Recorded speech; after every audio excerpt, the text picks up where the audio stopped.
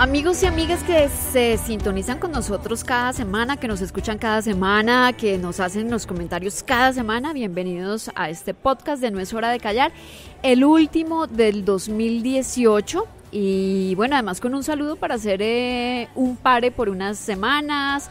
Todo el mundo se va de descanso, vacaciones, relajados, entonces un par de semanas vamos a dejar de escucharnos y de leernos, pero mientras tanto vamos a seguir preparando esos temas que queremos que sean de mucho impacto en el 2019, pero que además generen conciencia, que eso es lo que siempre queremos, que haya una conciencia muy clara frente a los derechos de las mujeres, frente a los derechos de los hombres y frente a nuestra responsabilidad como hombres y mujeres para frenar cualquier tipo de violencia. Es importante que sepamos, que recordemos que del respeto parte todo.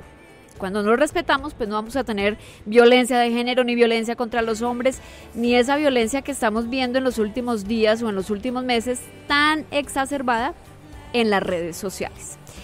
Y para este cierre maravilloso quise invitar a una mujer muy querida de esta casa editorial El Tiempo, pero además muy querida en las redes sociales porque tiene un podcast hermosísimo que a veces le dan duro en las redes sociales, como pasa con todos los productos que tienen esta línea, pero que creo que ha sido maravilloso el trabajo que ella y todas las chicas que hacen parte de este equipo han realizado a lo largo del 2018. Estoy hablando de Cindy Morales, que está al frente del podcast de Degeneradas y que además estará haciendo con No es hora de callar unos trabajos muy chéveres para el 2019. Cindy, bienvenida. Ay, muchas gracias, Ginette. Un honor estar contigo en este programa.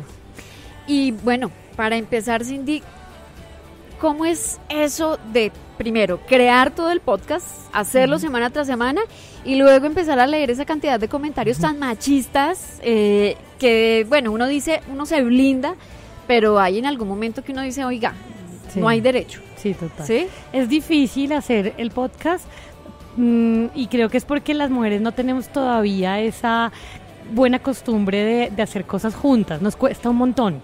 Entonces a veces hay que decirles como porfa, hay que grabar, ayúdennos a hacer esta llamada, hay que llamar a esta persona. Entonces ha sido como un ejercicio bonito de darnos cuenta que a veces no somos tan constantes. Yo me asombro mucho que los chicos sí tienen como esa vaina de, tienen fútbol el martes y se van, llueve, truena o relampaguee. A nosotros nos cuesta un poco más, sí, y uno lo ve como en esos ejercicios tan chiquitos. Creo que esa es una gran enseñanza que nos ha dejado el podcast, que lo pudimos hacer. O sea, empezó en marzo y no hay semana en la que, aunque sea así de última hora, hagamos algo rápido. Esa ha sido una enseñanza muy bonita. Con el tema de redes sociales, hicimos un programa justamente para explicar por qué es que nos decían tantas cosas. Sí. Porque además la mayoría de las cosas que le dicen a las mujeres no tienen que ver propiamente con las mujeres. Siempre doy el mismo ejemplo y es que dicen como, estas son unas mal cogidas. O sea, el tipo coge mal y nosotros somos las culpables. Sí. O son unas, hijas de puta, que esa es otra grosería. Nos dicen cosas horribles. O las feminazis, o las feminazis, sí, eso es lo normal. Sí. Incluso en programas que no hemos hecho como tan duros, creo que el que más duro nos dieron era una de las mujeres que viajan solas. Eran consejos para las mujeres que viajen a distintos países que son como más fuertes. Uno pensaría como en ese programa no va a haber ningún comentario horrible. Ese fue el que tuvo más comentarios horribles y fue por el que decidimos hacer el que te digo de por qué nos llaman así. Básicamente la respuesta de los sociólogos que trajimos es que es la forma más fácil de violentar a una mujer. Como no pueden hacernos nada, porque nadie nos conoce en la calle, la forma más fácil es violentarla a través de la palabra. Pero Cindy, algo que me aterra y que precisamente lo vi hoy en un comentario en Twitter es la reacción de las mismas mujeres. Y hoy una chica de unos 20, 22 años escribió en un comentario de Twitter que las feministas de este siglo, las feministas de este momento, lo que eran más o menos unas viejas que les gustaba ser mantenidas, que les gustaba que les dieran todo gratis, que no eran capaces de sentirse igual a los hombres, sino que se querían tan poquito que tenían que exigir una cuota de género, que tenían que exigir que les dieran derechos, entonces que estaban como medio locas, y que lo que pasaba era que no se querían. ¿Hasta qué punto llegar que una misma mujer no entienda que la defensa de los derechos de las mujeres no es porque nos creamos menos que los hombres, sino porque realmente está comprobado que tenemos menos derechos que los hombres? Sí, yo creo que esa ha sido como una pelea también que hemos tenido en muchas cosas, en muchos programas. Incluso, digamos, en la escogencia de temas a veces nosotras mismas como, uy, esta perspectiva sí es, nos estamos equivocando en esto.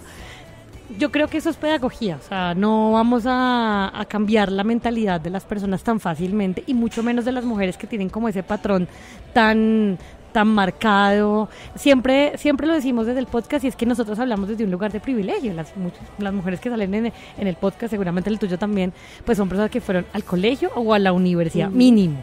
Entonces uno ve la vida de una manera muy diferente, está en un espacio de trabajo donde seguramente que se reproducen pues como normas muy patriarcales, entonces uno se da cuenta como, uy, me están callando en la reunión, o me están diciendo que no puedo hacer esto porque soy mujer, o no estoy ganando lo mismo que un amigo mío o de un compañero porque tal cosa. A veces cuando las mujeres no están en escenarios así, es muy difícil que ellas vean como que eso pasa. Sí. Entonces quizás nos faltarán un par de generaciones para que todas quizás estemos en un ámbito laboral, o decíamos no ser mamás, o decíamos que no queremos casarnos, y ahí tenemos como una perspectiva, pero nos falta mucho para que haya ese cambio. Cindy, siempre le pregunto a las chicas jóvenes ¿qué piensan de todo este tema de feminismo? Yo he dicho públicamente, y eso me ha valido que me den palo las mismas feministas, lo he dicho públicamente en muchos escenarios, en muchas conferencias, que yo no me considero feminista, o por lo menos no me considero de las feministas que vienen de esa corriente de los 60, de los 70, porque creo que yo, Ginés Bedoya, todavía tengo muchos comportamientos machistas. Sí, yo también. Que no me permiten declararme como una feminista a ultranza, y con todo respeto creo que también muchas feministas utilizan ese mismo modelo que critican para legitimar su lucha. Y ese modelo es el agredir verbalmente, el creer que nosotras somos las únicas que tenemos derechos, y yo debato mucho sobre eso. Pero Cindy Morales, ¿qué piensa de ese feminismo que se ha tomado todos los espacios en los 2 últimos años? Yo creo que no es necesario ser ultra defensora de los derechos de las mujeres para declararse una feminista, porque también lo hemos dicho en nuestro podcast, nosotros a veces somos feministas incoherentes. No sé, nos gusta el reggaetón, por ejemplo. La gente dice como, pero ¿cómo te puede gustar el reggaetón si eso es denigración a la mujer? Pero pues sí, pero nosotros lo vemos desde otra perspectiva. Le ha dado a las mujeres la fuerza para poder bailar solas, y si quiere bailar con alguien sí, y puede bailarlo más pegado con alguien, pero hasta ahí no puedes hacerme nada más. Esas incoherencias también hacen parte del feminismo, entonces yo creo que no necesitamos ser como las feministas más radicales del mundo para defender a una mujer que está siendo agredida, o para alzar la voz en un momento en el que hay algún opresor, o donde hay una diferencia clara, o donde hay violencia de género. Creo que no necesita uno ser feminista ultranza. Yo creo que sí lo eres. Yo, por ejemplo, pienso que sí lo eres. Tienes unas perspectivas diferentes, o quizás no. Lo que te digo, a veces tenemos las incoherencias, entonces yo creo que eso es normal. No, y en las jóvenes también se ve. O sea, muchas de las influencias, las chicas que hemos entrevistado en el podcast, que son muy jóvenes, no sé, son como, por ejemplo, expertas en moda. Entonces uno diría, como experta en moda, esta vez es la típica modelo. Sí, es la típica modelo, pero es que también te sale a defender el aborto en la Plaza de Bolívar. Entonces, es parte del ser humano, no solo de las mujeres, como también hay hombres aliados. Aliados que también tienen sus temas patriarcales, bueno, en fin, eso pasa, somos seres humanos. Y creo, y lo sostengo nuevamente, que hay que reinventar el feminismo. Creo que hay que desenmarcarlo de unos comportamientos, de unas conductas, de unos mensajes, de unos lenguajes que no le hacen bien. Sí, yo lo considero así, que no le hacen bien. No podemos seguir satanizando el feminismo cuando es algo que nos ha dado derechos y que nos ha dado un lugar en el mundo y que nos ha reivindicado, pero ni muy tan, ¿sí? Sí. Y creo que ese es uno de los temas que indudablemente vamos a seguir tratando en el 2019. Cindy, ¿de dónde nació Degeneradas? ¿Por qué decidieron un día sentarse a hablar de esos temas que causan tanta piquiña? Justamente porque aunque causaban tanta piquiña, el periódico, digamos, no tenía, aparte de la campaña tuya que claramente, digamos, habla como de violencia sexual, no tenía otro espacio donde pudiéramos hablar de esas cosas que no son necesariamente violencia. Por ejemplo, inequidad salarial, por ejemplo, que la menstruación se paga teníamos muchos impuestos, por ejemplo, que cómo es el tema de aborto, o sea, que por qué es que existen las 3 causales. Esas cosas no se tocaban en el periódico, a menos que fuera el día en que la Corte va a decidir algo, o si, no sé, si había una coyuntura como muy especial, no había ese espacio, pero sobre todo, lo que dije al principio, no había el espacio para que las mujeres lo hicieran, lo pensaran, lo produjeran, lo presentaran. Entonces era muy difícil reunirlas. Por lo que digo al principio, a las mujeres nos cuesta un montón como tomar decisiones grupales, o por lo menos en el podcast pasa eso, o ha pasado. Entonces yo creo que eso respondía a la necesidad de, bueno, busquemos unos espacios donde las chicas, además las chicas más jóvenes del periódico, que somos las que quizás no tenemos tanta pues visibilidad, por lo menos hacia afuera, pudiéramos hablar. Y era eso, tener una conversación como si estuviéramos en la cafetería, como si estuviéramos con las amigas, poniendo un tema y diciendo, bueno, ¿qué pensamos de esto? Hay gente que piensa muy diferente. Nosotros tenemos compañeras muy tradicionales, otras más preocupadas por unos temas, otros por otros, pero eso ha enriquecido muchísimo el debate y eso es a lo que responde en general.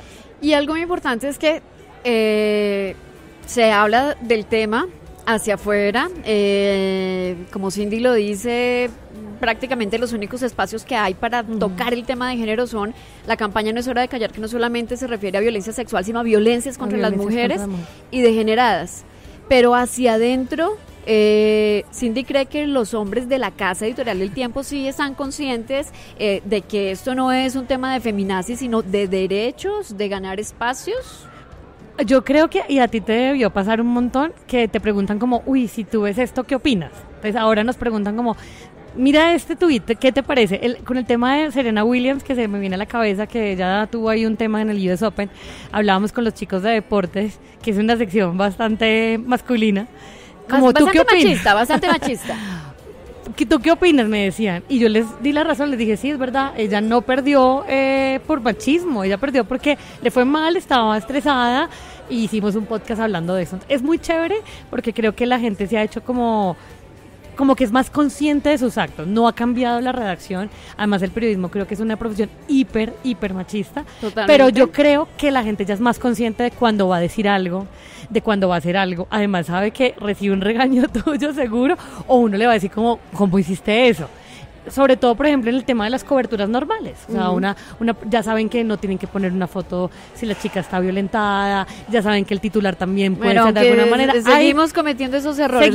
La semana pasada nos tocó ofrecer disculpas porque alguien de Medellín, que seguramente no fue a alguna de las capacitaciones, escribió abiertamente turismo sexual, cuando el turismo sexual no existe. Sí, es verdad.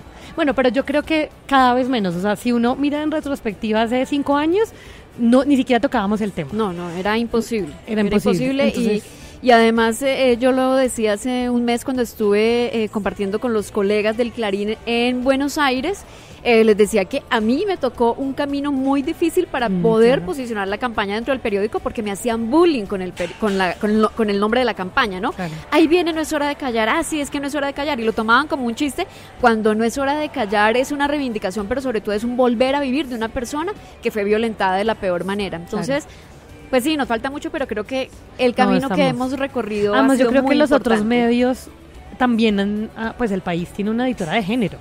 O sea, creo que deberíamos también nosotros apuntar hacia allá, como que realmente el tema de género, de violencia de mujer, está más en la agenda informativa que antes. Sí, pero no estoy de acuerdo con los editores de género, porque es que las mujeres no somos una cosa rara que nos tengan que tener en un paquete aparte, y por eso hay que tener un editor de género para que las mujeres estén allá. No, el tema de género tiene que ser transversal a todos los temas de una redacción política, a sociales, a económicas, a judiciales.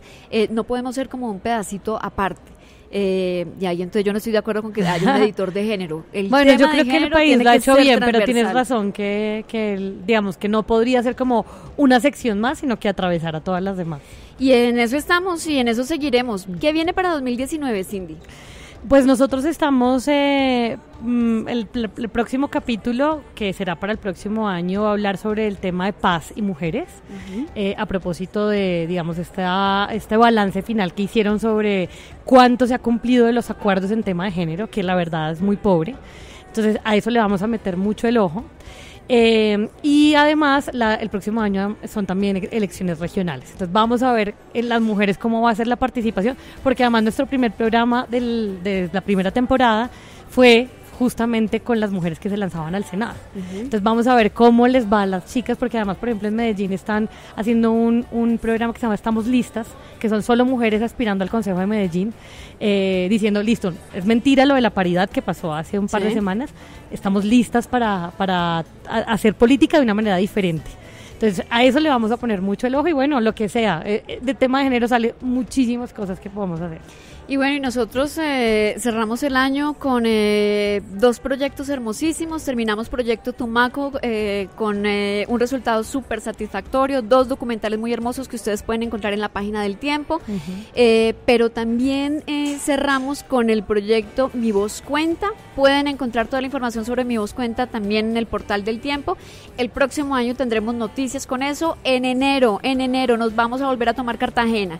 No vamos a seguir permitiendo que esta red de explotación sexual de niñas hagan lo que se les dé la gana en Cartagena. Allá vamos a estar en enero, pero también vamos a tener un año muy importante para saber cuál es el grito de independencia de las mujeres. 200 años del grito de independencia en Colombia, y nos vamos con las mujeres a saber cuál ha sido su grito de independencia y a promover ese grito de independencia. 5 años del Festival de No es Hora de Callar, Festival por la Vida de las Mujeres, y 10 años de la campaña No es Hora de Callar, así que les traemos unas sorpresas grandísimas. El 25 de mayo estaremos aquí en Bogotá con un súper evento conmemorando el 25 de mayo, pero también los 10 años de No es Hora de Callar, y además seguimos con todo nuestro trabajo de memorias de la guerra, haciendo memoria. Vienen unos especiales muy importantes para marzo, para mayo, para noviembre, y bueno, trabajo es lo que hay. Así lo veo. Wow, 10 años ya de la campaña, increíble. 10 años ya de la campaña, y bueno, que esto siga motivando a las mujeres, a las niñas y también a los hombres que de alguna manera han sido víctimas de violencia, que por favor levanten la voz, que sepan que levantar la voz los ampara a ellos y a ellas y no a los victimarios. Cuando nos silenciamos, estamos amparando al victimario.